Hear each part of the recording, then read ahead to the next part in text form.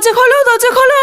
তুমি কে? তুমি কে? আরে বেটা, আমার খুব পেটে ব্যথা করছে, আমাকে একটু হসপিটালের সামনে ছেড়ে দেবে? আচ্ছা ঠিক আছে আঙ্কেল, আপনি গাড়িতে উঠে বসে, আমার মা একটু বাজার করতে গেছে, এক্ষুনি চলে আসবে। আচ্ছা ধন্যবাদ বেটা। আরে ইনি বারবার পকেটটাকে লুকাচ্ছে কেন এইভাবে? ইনি তো বলছে ইনি পেটের ব্যথা, কিন্তু ইনি সোজা হয়ে বসে আছে কি করে? আমার তো দেখে একটু মনে হচ্ছে না এনার পেটে ব্যথা। এই তো মিষ্টি, আমি চলে এসেছি। মামা, এই আঙ্কেলটা খুব পেটে ব্যথা করছে, উনি বলছে ওনাকে একটু হসপিটালের সামনে ছেড়ে দিতে। ও আচ্ছা। আর জানো তো বাজারে কারোর মানিব্যাগ চুরি হয়ে গেছে, পুলিশ প্রত্যেকটা মানুষকে চেক করছে। এই না, তোমরা দুজনে বসে বসে এই ঠান্ডা পানীয়টা খাও। ধন্যবাদ। আরে ওনার তো পেটে ব্যথা, উনি কি করে বরফ দেওয়া পানি খেতে পারে? এনাকে দেখে তো কোনোভাবেই মনে হচ্ছে না ইনি শরীর ভালো না। ওরে বাবা গো, বাজারে যার মানিব্যাগ চুরি হয়েছে সেই চোরটা ইনি না তো? তাড়াতাড়ি করে বাবাকে মেসেজ দি। মামা, আমার জোরে টয়লেট চেপেছে। আচ্ছা চলো।